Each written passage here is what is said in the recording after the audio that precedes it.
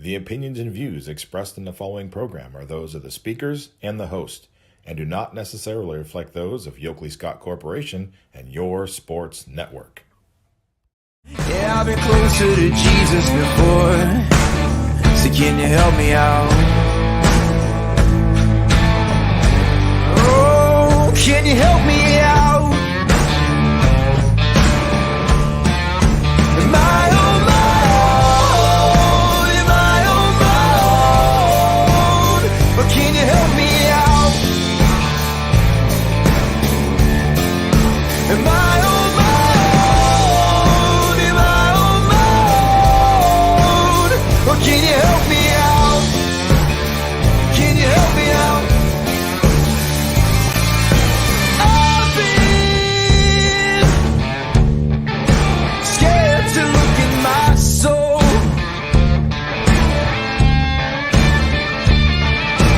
I've been afraid I would follow the road. Yeah, afraid of the things I've been told. And hello, everybody. Welcome inside a Wednesday episode of Running Point on ysnlive.com. Brought to you, as always, by our good friends, top of the screen, Greenwood Chevrolet in Austintown. They go the extra mile for you. Anthony Hartwig, Scotty Mincher with you. It's Wednesdays. You know what that means, track and field fans. It is time for Running Wednesdays with Rick Seipert. Episode 4 on tap today. And it's the field category that we're diving into today. The entire McDonald throwing team joined us for this episode. It's a great interview with all 5 of those athletes. And without further ado, here's episode 4 of Running Wednesday on Running Point. Anthony Hartwig, Rick Seipert here with episode 4 of Running Wednesdays here on YSN's Running Point. And man, Coach, we previewed it last week. We said you don't want to miss episode 4. It's going to be a big one. We're going to have some fun.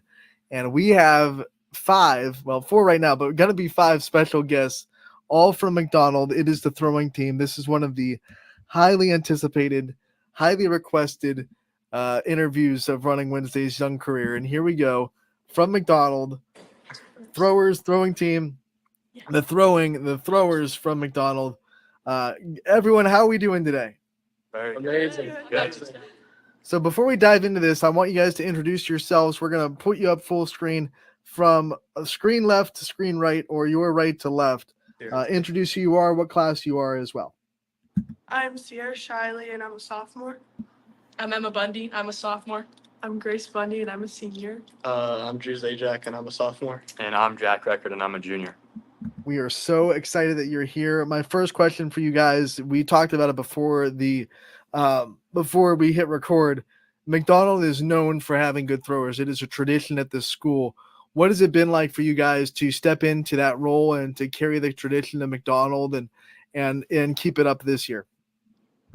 Yeah, we've had some very good throwers from the past years, and it's just been really great to be able to have multiple kids compete with such high intensity and against really good throwers.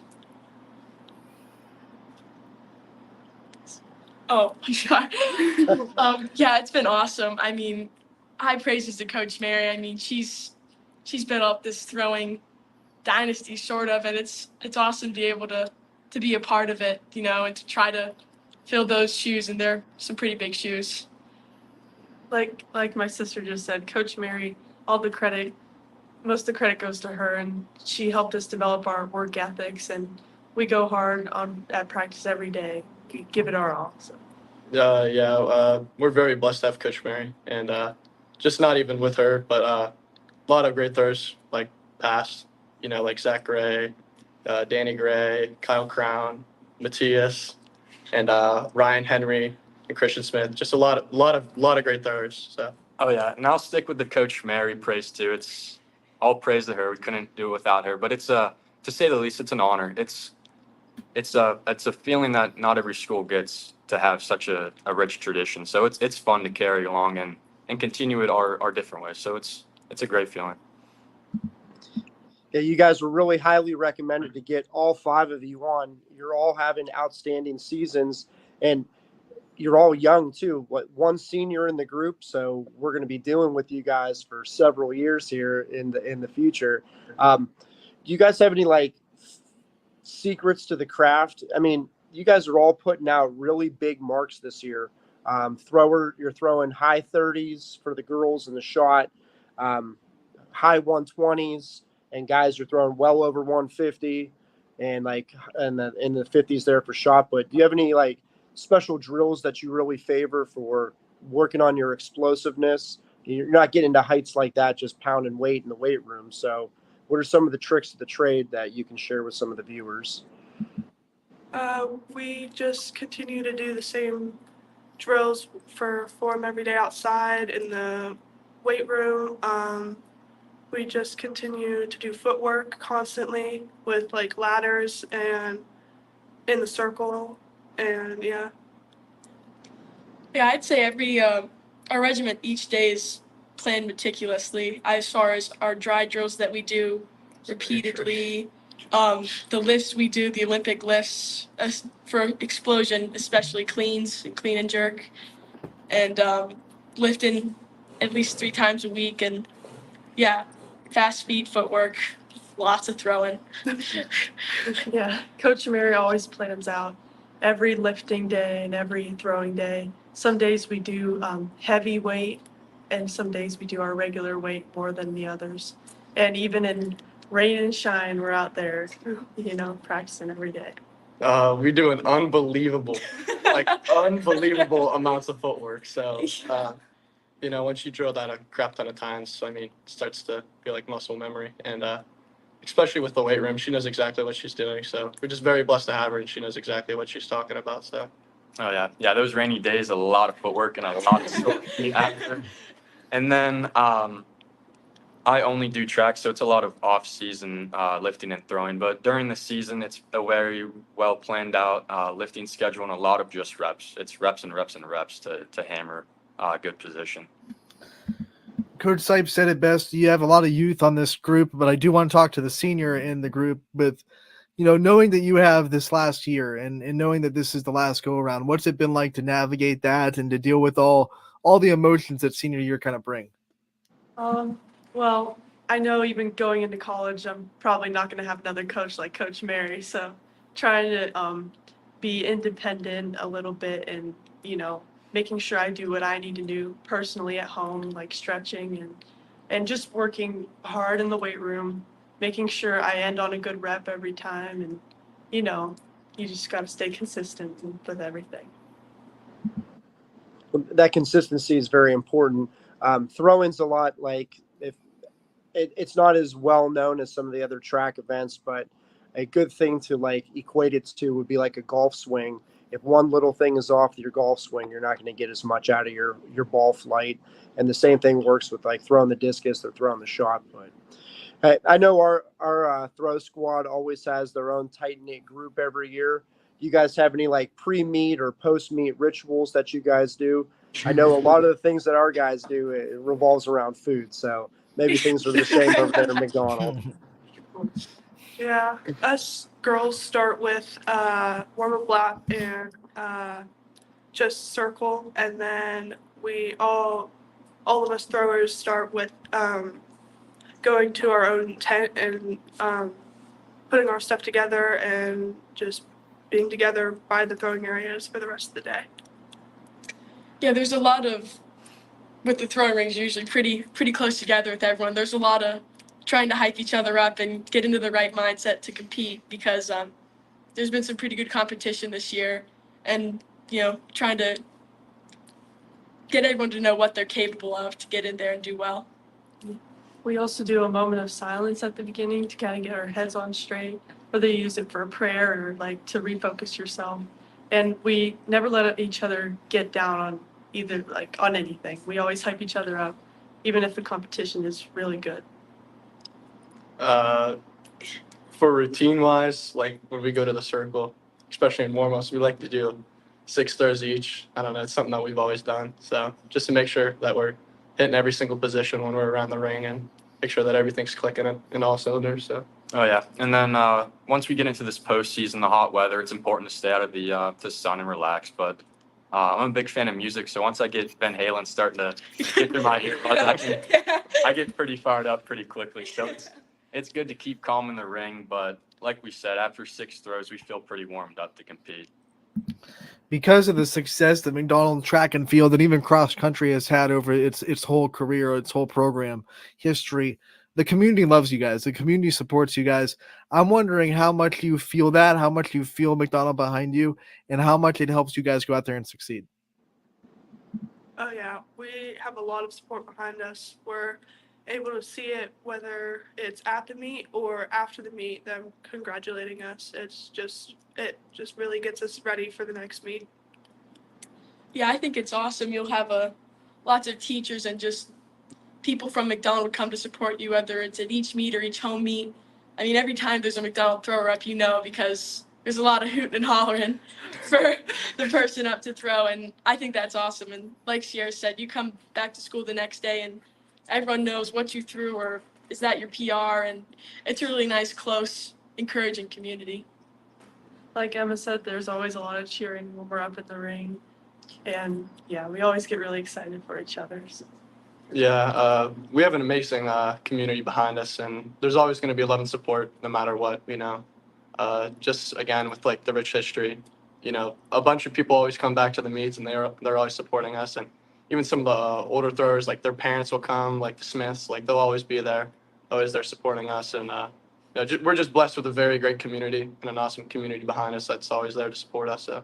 Yeah, no, the support's always appreciated, and I think that's part of that tradition. You have past throwers, and you have their parents come to support that next generation. So it's a very big honor to have that support system, and all thanks to the Mitrovich family for that tradition they started. So couldn't be there without them. Well, you guys were the standouts. You're here by request. What's some of the best advice that somebody in the sport has given you, whether it's one of your supporters from McDonald or just somebody at one of the meets that talks it up with you guys? Best advice really is just from, there's not one specific thing, but from all of the whole track team. They really are able to just tell us to just keep throwing and be able to just stay in our own mindset, and no matter who we're up against, just do our own thing, and we know what we're able to do.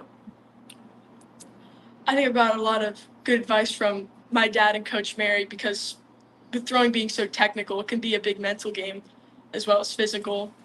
Something our dad tells my sister and I is God is with me and God is guiding me and God is helping me.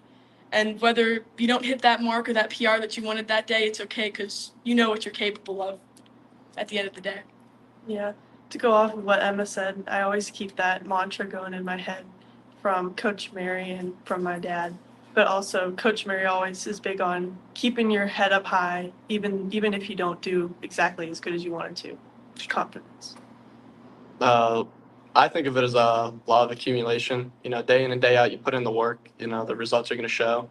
Not every throw is going to be your best throw, obviously, but as you keep on grinding each and every single day, day in and day out, the results will show, and you'll see it. Just constant repetition, and you'll get there. Oh yeah, I think that really shows that work that we're capable of. All 5 of us are capable of, and after a bad throw or after a bad meet or good meet, Coach Mary's always like, you know what you're capable of. You got there. You're almost there. So I think that hope that she sees in us, I think it's easy to get in your head, but when you hear that, it's easy to get fired up and get ready for the next meet too.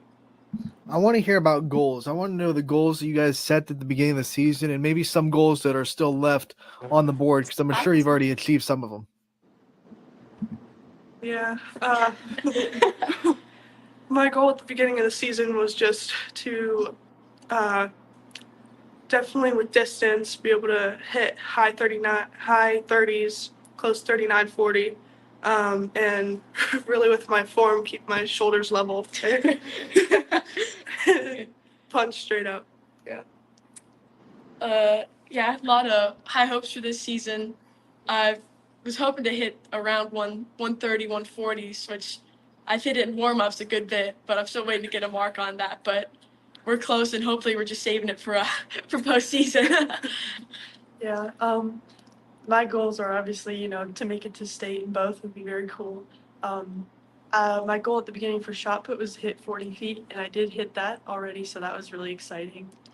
And, a goal is always to stay consistent in your form and only to keep getting better from there. During the summer, I have like this little lifting notebook, and before this football season actually started, I wrote down some goals that I wanted to hit, and in track I wanted to throw above 170 in disc and above 50 in shot, and I've been blessed enough to be able to do that, so pretty happy. But job's not finished, so just got to keep climbing after that. Yeah, I would say mine this year especially was a little bit form, goal kind of centered. I knew stuff I had to improve on for last season to achieve this season. I think I have a little bit quite well, but obviously a lot more to work on. So I wouldn't say my goals are necessarily number wise. I think with good form, big numbers will come. So I've been pretty close to matching my PR, and I set a new shot PR. So I'm closing in on 53. So I'm pretty happy where I'm at so far. Yeah, all those marks are doing great, guys. Just keep up the good work. And again, like you said, you want the big ones to come in the postseason, so it's there. Just keep plugging away. You're going to hit some big ones when you get to districts and regionals there. One last question from me today. All the different units on a track team end up being close-knit units. What do you guys do as a throw squad to stay integrated into the rest of the quality of the track team at McDonald? We just, whether it's before we throw or after we throw, depending on what flight we're in, we are able, hopefully we're close to the track and we're able to just cheer them on. If we hear other McDonald people cheering for people, our teammates, we're able to go up and just cheer them on and then tell them they did good after. Yeah, again, so blessed to have the Dimitroviches. I mean, they have cookouts for us runners, throws, little team. It's awesome to, before meets, the team prayer or moment of silence is together with everyone. And like Sierra said, during the meet, runners will come to see throws, and when throws are done, we can go to see runners, and yeah, we try to stay close together. Like Sierra and Emma said, we'll always cheer for each other. Whatever race is going on, if we're not throwing at the time, we'll cheer for them, and if they're not running, they'll come cheer for us. So it's really close-knit community. Our track team's a little bit different on the boys' side. We just like to make jokes a lot, and I think that's what keeps us really close. We like to have a lot of fun with each other. So Fun on the bus. like a lot of fun on the bus, on so many laughs. But yeah, we're just really close, and we're always cheering each other on no matter what. Even if like we're on deck, like we'll be turned towards the track, and we'll always be supporting whoever's running, even if they can't hear us. But yeah, it's great what we have. So Yeah, we definitely know how to have fun, but we're also very good at keeping that switch on and off. So I think, and track's also looked at as an individual sport, but I honestly think that we're a very close team and good close 5 teammates. So I don't look at it as an individual sport. And the Dimitroviches, our coach, they do a great job of having cookouts and good bonding experiences. So I think the support's there through everyone. It's huge.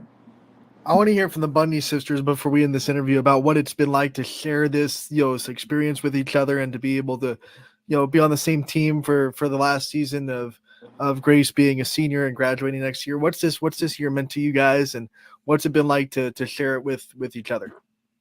I mean, it's been awesome. I mean, I'm throwing with my best friend, and these past couple. I mean, that's been awesome, and to competitive and joking with each other, but also always there for each other, supporting each other, picking the other one up when the other's down, and yeah, it's been awesome. I don't know what I'm gonna do next year. I mean, we've got a close community, but I'm gonna miss her a lot. It's always so much fun with her, and so many people have asked us if we were twins about every meet. Yeah. You're twins, but we're not. Yeah, we always we're very good. We compete with each other, but we always build each other up. We never let each other get down on ourselves, and it's always a fun time. Yeah. We end these player profiles every time with the opportunity for the athlete to take the spotlight off themselves and shine on the people in their life, the people that support them, that have their backs, that they wouldn't be where they are without. So I'm going to give each of you the time that you need to give out your shout outs, give out your thanks to all the people that are in your life that support you.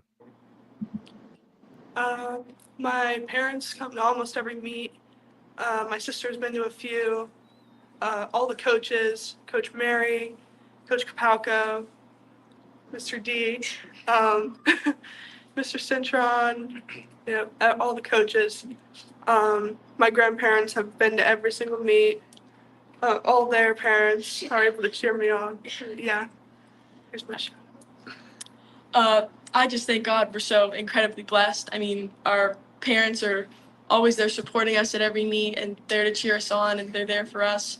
Coach Mary is the best coach we could have asked for her knowledge for throwing and lifting and life, really. It's been awesome. And yeah, our grandparents are there all the time, the close McDonald community, all the coaches. They're a huge part of our success. And that's just really awesome. It's a lot of them. Yeah. I always feel like God is with us the whole time, even if we're doing good or bad. Our parents are always there supporting us. Even of old throwers who graduated already, they come back to support. Of course, Coach Mary and Coach Jay, they come back and they're always here for us. Coach Fields, Coach D. And, I get a lot of advice from Coach Mary and my dad about the technicalities of throwing it. Sometimes Coach Jay brings us some sweet little no-bake cookies. Yeah, we've been blessed by the Lord, obviously, and just Coach Mary, Coach D, all my other coaches in all my other sports, they see something in me, and they've always believed in me, and I can't thank them enough. My parents, my grandparents, they never miss a single meet. I can't thank them enough. All the previous throwers, all my friends, and all my teammates. It's been such a blessing to have that supporting cast behind me, and yeah. Yeah, the support's huge. Honestly, I'm not too sure where to start, but Coach Mary, Coach D, my teammates, and my parents, I know their exact spot. They're at every single meet. I hear their voice. I know where they're at. And then, yeah, past throwers, Danny Gray, Kyle Crown, Dante Mediotti, Ryan Henry, Matthias Tayala, they'll be at our meets cheering us on. And that's huge. That past history and to bring it to us is exactly what I need, and I think the rest of us need for a good meet. Absolutely. Yeah. Absolutely. Guys and gals, we want to thank you so much for taking the time to join us today. It's been a pleasure to have all of you on. You're all fantastic athletes. Everyone here at YSN is proud to cover you and sponsor you and be a part of your journey. We want to thank you for your time, and we wish you the best of luck the rest of the season. We can't wait to see where it goes. Yeah, good luck this Thank you. season. Thanks, Josh.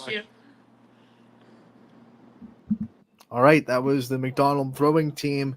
Highly anticipated, highly requested. Coach Seiper, what were some of your favorite parts of that interview? Well, I mean, the fact that they stressed over and over again that everybody in the team matters. You have to have everybody's back. I forget which one of the girls said it, but you're not always going to have your best throw, and you have to have each other's backs when you're not having that kind of a day. I mean, this is one of those sports where the highs and the lows. I know I get a text from my wife in the middle of every meet at some point, and it's always like, "How's it going today?" And I always have that answer of, "You know how it goes. You have the highs and the lows of a track meet." So it's really nice to hear that those guys have it figured out, that you have to have everybody's back at every point in time during the meets. Because once you get down on yourself in some of those situations too, you get into quicksand, and once you get in that quicksand, sometimes you don't come back from it. So the fact that they have each other's backs, that's really good, because you can go a long way, especially with the marks that those guys are putting out there this year. I totally intend to see us talking about them for the next several weeks here. So I'm pretty excited for them. And again, the rich history there, all the people having their backs, it should be a good season out of there at McDonald with the throws. I know we heard this answer from kind of their perspective on why they think the program is so tradition based and how they've been able to be good throughout, decades of McDonald throwing and the McDonald track and field and even McDonald cross country that has its fair share of state champions. You saw the trophies behind them. Those were all track and field cross country trophies. From your coaching perspective, what's it take to have a program that is that consistent and a program that is just on top of the world every year, no matter what kids are coming in and coming out? Well, it's really hard to continuously have a good program. Let's just face it, the Jimmies and Joes, it matters. You know, you have to have talent. Even if you have the best coaching in the world, you have to have kids coming through. And those kids, they have to be bought into what you're selling. So your entire coaching staff matters in some way, shape, or form, because if those kids don't have the backs of the coaches and they don't believe in the message and the workouts, you're not going to have those things happen. I mean, I'm thinking about moving over to McDonald and just getting some of that water and feeding the kids over here in Boardman for that continued success. I mean, it's wild that they are just good every single year. I mean, again, it's coaching. Those coaches there are great. I've had several conversations with a lot of them over the years, and it's just they got their stuff. They know their craft. They can implement it to the kids. The kids believe in it. I mean, it's a case study for you. If you want to learn how to coach, head over to McDonald. There's runners every single year. I was just going over some of their program stats, like that I have available to me on the internet there today, and it's just impressive what they do every year on both sides. I think the fact that they're a small school helps in their favor because, you see, let's say one family has a kid that's 6 or 7 years old, they're growing up. Well, their neighbor is on the McDonald track team, they're running, they're succeeding, and they go, well, let's get our kid in the track. We love our neighbor. We love this kid that we know. Everybody knows everybody. So I think that works out in their favor because it builds this community that everyone wants to be a part of this successful program that keeps, building blocks. So I think that's a big reason why too. I think champion softball for softball fans, same way. Small community, smaller school, but because they're always succeeding, the young people of that community want to now be a part of it too. Yeah, absolutely. I mean, they establish that sense of community. If you got throwers from years coming back, not only to watch the meets, but to be actively participating and cheering, and even some of the technical work, I'm sure. I mean, they mentioned, oh my gosh, I think Gray. He's like one of the top marks in the history of the state, all divisions too. I think he's 12th, maybe. I think 12th place for overall throws of all divisions. So, I mean, they do have something that works there, and, they're implementing it, and every year you see the same continued success. So, tip of the cap to the McDonald program. You guys are killing it. And obviously a well-respected program too, when so many coaches are coming up to us and not trying to boast their own program, but trying to say, hey, these McDonald throwers deserve the limelight. They're killing it. So obviously a well-respected program around the area, not just a talented program. Yes, absolutely. They're one of the best ones we have every single year, and we all know that they're going to be well represented in Dayton this year. All right, Coach, we have a lot of results to get through from the week. So why don't you go down and, shout out some of the big contributors and the big result getters over the last week since we last spoke. Yeah, well, last week was the Trumbull County Championship, and it was a beautiful day on Tuesday and Thursday for some good tracks. So there were a lot of really fast results from that meet. The Warren Harding Raiders ended up winning both the girls and boys divisions over there. The girls, McDonald was the runner-up to Warren Harding, and then Howland was the runner-up to Warren Harding on the men's side. From that meet, Micaiah Simpson from Niles killing it still. She was the champion in the 100 and the 200 over there. She ran at 12:45 for a late April meet, so she's well on her way to do something wild there in D2 when the postseason comes. Kaylee Richards from Maplewood, she was the champion in the 800, the 1600, and the 3200. Mia Melito from Girard establishing herself.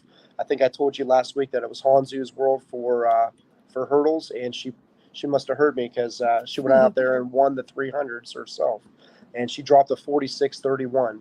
I believe this is her first year really getting into the 300 hurdles. I could be wrong. I think I had that conversation with Coach Farr over at Marlington earlier this year, but to go 46:31 in the 300 hurdles your first time doing it, that's absolutely incredible and just shows you what kind of an athlete she is. She also turned around and she won the high jump and the long jump. She jumped 5'4" too. That's pretty. That's amazing. That's a bomb for, again, a late April meet. You're hitting 5'4" already. Nate James from Harding had a big day for the Raiders there. He was the champion in the 800 and the 3200, and he ended up taking third place in the mile over there. And again, he's going up toe to toe with some of the good distance runners there for McDonald and Maplewood. So for him to hit all three of those marks, that's a pretty big day for him. Lakeview has some really good distance runners there as well. Sprint events, they were as good as advertised. Moody from Liberty, Jackson from Harding, Jones from Brookfield, Davis from Brookfield. These guys are just constant names that we're talking about every single week, and they put on a show in the 100, the 200, and the 4x1 and 4x2 relays there. Christian Javis is throwing his hat in the ring for the 400 as well. He turned in a 49.38. Again, that's moving for late April for Christian there. So I'm looking forward to seeing what he can do later on in the season. And then Jones from Harding was a double winner with the long jump and the high jump over there. And of course, our throwers from McDonald were well represented. All five of them put up big points for their programs. Zajac threw the 167, Record threw the 161, Grace threw 38.10, Shilly threw 37, and then both of the Bundy girls threw 124 and 123. So, I mean, a lot of really good things are happening over there. So we're seeing really good track happening out of Trumbull County. The other big meet over the weekend for the local teams was the Optimist, and that was over at Austintown Fitch. The Austintown Fitch boys, they're another one of those programs that is well representing the Valley for a very long time. I know Seth Steiner's killing it over there. They're clicking on all cylinders. Their boys won that meet. The North Canton Hoover girls were the champions on the women's side. Justin Saley from Fitch, I think he was a little dinged up earlier in the year. He came back and he turned in a 426 in the mile and then a 156 in the 800. So he was a double champion over there. Our boy Michael Balone, once again, turning it out. I wanted to see that race at County between him and the Fitch sprinter or the Fitch hurdlers, and he came out victorious in both the 110s and the 300 hurdles there. Stallings from Fitch was the runner-up in both of those events. Dan Evans from Fitch came back from a little bit of an injury, I believe, and he came out and won the 200. So the Fitch boys, there's something in the water over there right now for them. They're killing. I mean, hey, you gotta recognize it, man. They're killing it. They're doing a great job. Our boys 4x8 turned in an 8:03. That's a pretty elite mark right now for this time of the year. So I'm really excited to see what those guys can do. If they're able to get under 8, there's a good possibility that they'll be fighting for a shot over in Dayton there. And then the most impressive thing I saw of the day was the Austintown Fitch 4x1, the boys. They turned in a 42.69 in a late April meet, and that race was over the second the gun went off. I mean, they were so far ahead of everybody without a push. They're turning in a 42.69. You know, some really good things are going to happen for them as the season moves on here as well. Sophia Yon was the 800 champion over there. She turned in a 222. I think things are clicking right for her. Ava Littler from Canfield was the 100 high hurdle champion there. Deani Thompson was the 300 intermediate hurdle champion there. And then the Fitch girls, they showed up in the 4x1 as well and put on a show, running a 49.72. I mean, we're seeing a lot of really good track happening once again. So hopefully the weather stays pleasant for everybody. Everyone's able to get good training in. We stay healthy. And the Valley's going to be well represented when we get to the state meet this year. I'm pretty excited to see how all this stuff turns out for everybody. We're getting closer and closer to postseason, and you start to talk about these athletes that keep putting up good numbers week in and week out. How important is it for a runner to, toe that line between not trying to gas themselves out before postseason, but also taking momentum into postseason as well? Well, depending on the event that you're in, you have to have a certain amount of swagger to yourself, and then you got to be smart and take care of your body. Everyone has hard workouts, and then it's not so much what you do on the track, but what you do off of it. Are you getting your electrolytes back in your system? Are you putting good food in your body? Are you sleeping? I mean, sleep is a priority. Not only are these student athletes like getting tested, in the classroom in workouts, but they're they're fighting nature too. They're growing. They're still kids at the end of the day, and they're developing. Their cognition is developing. They're developing physically. So if you're not fueling your body the right way, nothing good's going to happen because of that. I mean, what's the sense of having a race car if you're not going to put the right kind of fuel in it? That's what I always tell my kids. I like that analogy, and you have a lot of race cars in the area for sure. Coach, what's going on in the next week? What are some things we have to look out for? This week it's conference week. I mean, this is a big week. You're going up against your rivals in your conferences. Everybody across the valley has their conference meets this week. The Northeast 8 is tomorrow. As you heard, the MVAC is tomorrow for the McDonald kids. The EBC, that's the Salem West Branch, they're on Saturday. AAC, we're going to be in action on Thursday here. So, again, lots of good track, and this is like the kind of like a school pride kind of week in conference week there. So we'll see how this goes. I'm excited to see how the weather holds up this week. We have some hot days, and then we have some like weird thunderstorm and lightning kind of days here. So hopefully the stuff holds off and everybody's able to get their good track meets in this week. The good thing about track is if it's raining, you guys will go. The only thing that'll stop track athletes are the lightning and the tornado warnings. Everything else, you're good to go. Exactly. I mean, you might not get the times that you want. Right. Once you get to postseason, I mean, everybody wants to see big marks, but I mean, the mantra that you kind of have, the drum you have to beat every meet is survive and advance. When you get to districts on Wednesdays, you got to be the top 8. When you get to the final on Friday, you got to be in the top 4. So if you're second place and you don't run your best, guess what? You still get some more track the following week. Right. So, I mean, we're getting to the point in the season where you have less focus on time, I guess you could say. It's just more about competing at this point. You know what I mean? But, I mean, everybody wants to drop those times, and it always makes us coaches feel better when, hey, so-and-so PR'd in this event and that event. But if you PR and 5 people are in front of you, you're not advancing anyway. So you got to make sure you're just able to compete at the right way at this point in the season.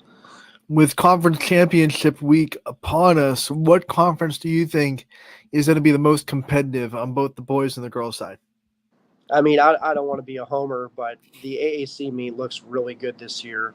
I do have Fitch out in front for both the boys and girls divisions, but if you told me any of the other teams were the champions at the end of the day, I would not have a hard time believing you. There's a lot of balance in our conference this year. Certain teams are just killing it in certain events, and other teams are killing it in other events. We also have some premier athletes that we get to watch in our AAC meet this Thursday coming up here. So a lot of good battles are going to be out there. Like I said, I think Fitch is the favorite in both of them right now. I mean, they're just clicking on all cylinders, but I wouldn't sleep on Warren Harding. They were the double champions in the Poland Invitational. They're the double champions at the Trumbull County meet. There's no reason why they can't come in and be the double champions in the AAC as well. So, like I said, it's going to be an entertaining meet this Thursday. Like I said, I really hope that lightning holds off so we get a good meet in there. We don't have any delays or anything funky happening during the time that we're over there. Those are the most competitive meets. Is there one race in a conference tournament or a conference meet that you're really excited to see? Maybe a big matchup between this person and this person on both the boys and girls side? I'm like I said earlier, the hurdle events in the AAC I'm looking forward to. You have Hanzu from Harding, you have Thompson from Austintown, and you have Littler from Canfield. Those are 3 of the best in the area and 3 of the best in the region. All 3 of them should be throwing their hands, like their hat in the ring for a possible trip down over to Dayton there. So I'm really looking forward to seeing those hurdle races this year. Those 4x1s, like the Fitch versus Harding 4x1, I'm really looking forward to seeing that. Saley versus our own Brock Ferris and that 800 over there at conference. I mean, I'm really looking forward to it. Like I said, though, these meets just come down to like how much pride do you have in your school. How much do you want to win it for the people on the line next to you? And after that, we go into our postseason play. So really looking forward to see how all this stuff turns out for us this season. Coach, we're excited for it. We can't wait to see the results next week when we come back for episode 5. We'll have more special guests on episode 5 as well. And then, like you said, it's time for postseason next week. So going to have a lot of fun next week. We want to thank you for your time for episode 4. We want to thank the McDonald throwing team for their time, giving us a great interview with all 5 of those guys and girls. We thank them and wish them the best of luck, not just in the MVAC meet this week, but also postseason ahead as well. And, man, episode 4 in the books, Coach. Thank you, Anthony. Have a good week. And like I said, we'll be back to talk it up for all these conference meets next week. Episode 4 in the books of Running Wednesday with Rick Seipert. I can't believe it's already 4 weeks into the track season. Scotty, before we get your thoughts on it, we're going to go to a commercial break. We'll come back. We'll see what Scotty's feeling like today on a beautiful Wednesday afternoon. Don't go anywhere. Running Point brought to you by Greenwood Chevrolet in Austintown. 21 News delivers the news as it happens, using the latest technology from where it happens. Live here outside the Mahoney County. On air, online, Wednesday afternoon weather update. Very dangerous. and on the 21 News social media platforms. I'm on the road right now. 21 News, the Valley's only locally owned source for trusted news since 1953. Craftsmanship to us is 60 years of pride and dedication. Passed down from generation to generation. The hardwood floors that your kids take their first steps on. The solid wood doors you quietly close at night. The things we create day in and day out are the products that end up turning your house into a home. At Baird Brothers Fine Hardwoods, uncompromising quality and craftsmanship built our business. And it will keep us moving forward for generations to come. Going the extra mile at Greenwood Chevrolet means we want to take care of the community that takes care of us too. And we have to work together always. And that's how you stay in business for 40 years. You know, I love being a helper because when I help somebody, it makes me feel good. It means a lot that I can make a difference in others' lives. So I will do everything I can and just being there for them every step of the way. I want them to know within the first 5 minutes that they could depend on me. That's what going the extra mile means, only at Greenwood Chevrolet. Before the lights come on, before the workday begins, before a long day is ended, or it's time to have fun. It all starts with the people at Joe Dickey Electric. From replacing a light fixture in your home to building a substation for your business, no job is too big or too small. The people of Joe Dickey Electric power them all. Joe Dickey Electric, over 60 years of powering the Mahoning Valley. Welcome back to Running Point on ysnlive.com, brought to you by the big logo atop our heads, Greenwood Chevrolet in Austintown. Anthony Hartwig alongside Mr. Scotty Mincher. Scotty, how we doing today? Oh. Sorry, Scotty, I muted you during during the episode 4, so I forgot to unmute you. So why don't you just tell everyone again how you're doing today? I'm great. It's hard to believe that we're 4 weeks in already as far as the coverage here. And it was great this week. It's great every week, but just to hear the camaraderie of those student athletes and their bond and friendship, and how close they are. That was really great stuff. Yeah, that was like, I feel like every episode gets better and better. And that was one where, we were only 3 episodes in, but we already had messages to me and especially a lot of messages to Coach Seipert, who is much more in the community, track and field community than I am. So he was telling me he had a lot of people saying, hey, you got to get these throwers from McDonald on. And wow, what a show they put on. It was a great interview. But when I looked at like why everyone was asking why they have to go on, you look at the numbers they're putting up this year. this McDonald throwing team is elite, and there's a good chance that all 5 of them will be heading down to Dayton for state in a couple of weeks here. Yeah, that's for all 5 of them to possibly be heading to state. Man, that's some serious talent there. That's pretty remarkable. So it was good, and I just feel like a lot of times when we've done in the past with Right. Gary, and then Brian, what we did with Brian, I just feel like with them guys too, and the golf tips and what we've learned about wrestling, and now in the track, like these episodes, they do just keep getting better and better. we're just trying to continue to shine a light on every athlete we have on the YSN family. That's why we expanded Baird Brothers Big Dog of the Valley for track and field. Want to remind everyone out there that voting is open for all of the sports that Big Dogs is a part of. So if you are a track and field fan, if you're a softball fan, if you're a baseball fan, make sure to head over to ysnlive.com/big dogs and vote for one of the 6 nominees this week. Voting ends this week. We're going Monday to Friday. We put these up on Monday. They will be up until Friday at midnight. So Friday at midnight, I know it's a little bit different than what we're normally doing, but we just, the days kind of lined up where we had some free time on Monday to put them up. I don't know if you've noticed, Scotty, but we are putting up a slew of baseball and softball stories this year. I mean, I think just this week we've had over 100 from Monday to Wednesday. So, yeah, well, me and DJ are hard at work. So we got some time on Monday to put up Baird Brothers Big Dog of the Valley, and we took it. So Monday to Friday this week. Friday at midnight is when this week's Big Dog of the Valley votes close. And make sure to get out there and vote. We want a lot of votes on those polls.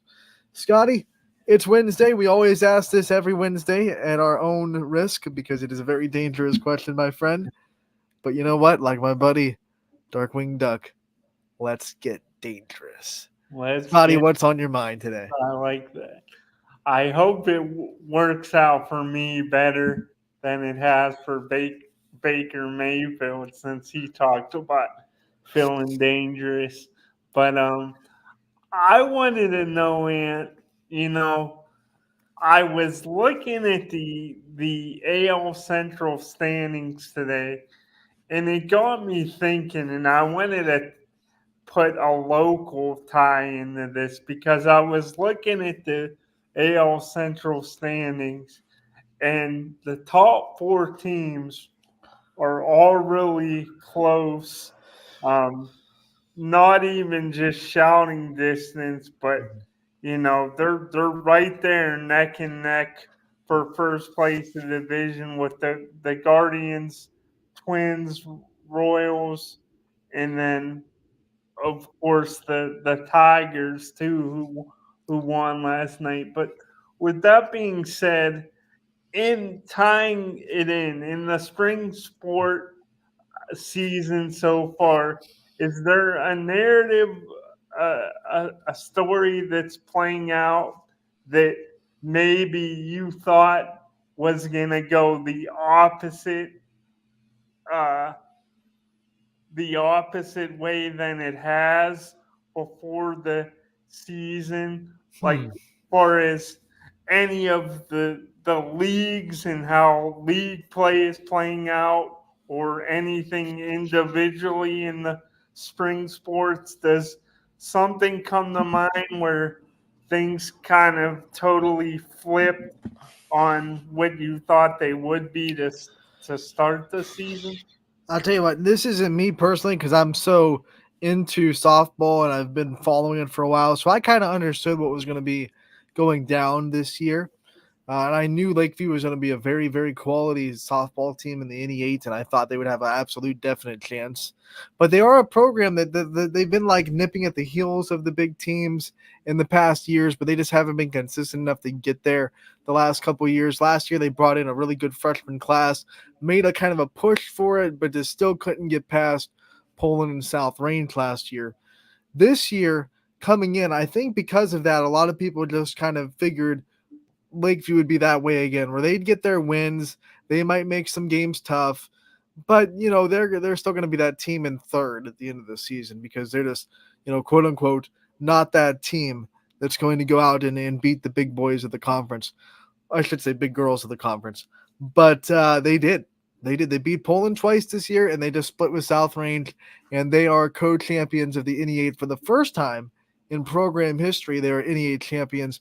It was also the first time in program history, Scotty, that they went to South Range and won in South Range. So a big win for Lakeview, and I think a lot of people outside of the Lakeview community and outside of the NE8, because I think most of the coaches saw it coming too, that Lakeview is going to be a problem.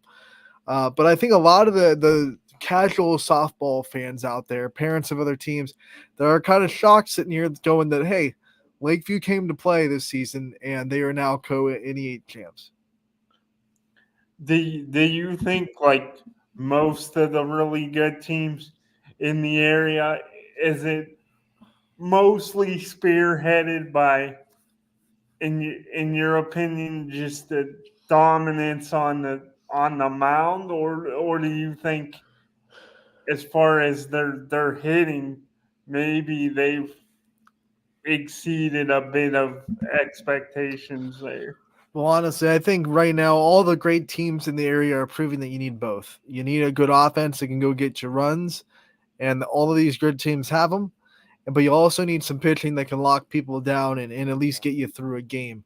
You look at Austintown Fitch. Everyone's talking about Sydney Watson. She's amazing, but they also have a very, very potent lineup and an offense that is very hard to pitch to. And more times than not, Sydney Watts has 7, 8, 9 runs of run support, which he doesn't even need, but she gets. Canfield has a great offense. Leah Figueroa is having a great season power-wise. You look at Champion, Gabby Gradishar has 20 home runs on the year. She's 3 home runs away from tying a state record for home runs in a season. All these great teams, they have both. They have pitching, they have offense. South Range has a great offense, and they have Jaylee Wilt in the circle. So Lakeview, awesome offense. They have a twin-headed monster in the circle with Ava Bacon and Isabella Eisenberg. Columbiana, great offense, a lot of home runs. But they also have this double-headed monster of Caitlin Pleska and Mackenzie Gamble in the circle doing their work. You saw them firsthand when they beat United, and you were on hand for that game. So a lot of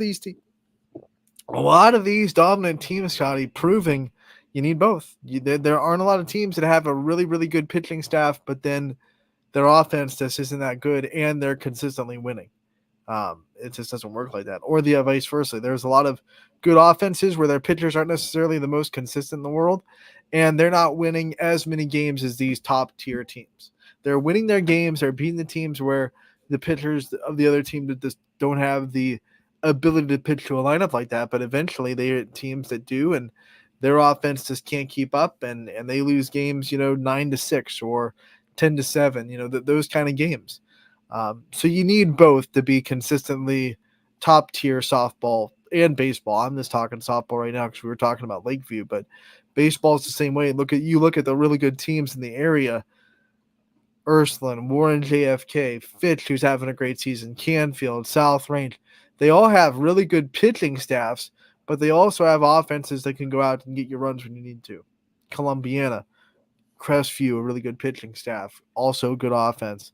Louisville, throughout the names of the big teams that are having really good seasons in the baseball diamond, it's the exact same way where they have good pitching, but they also balance it out with a quality offense that can go out and get runs. One more question I had for you as far as the softball goes, because I thought that it was pretty evident during our matchup when we called Columbiana's big win together and Mackenzie Gamble shined. Why do you think it is so hard?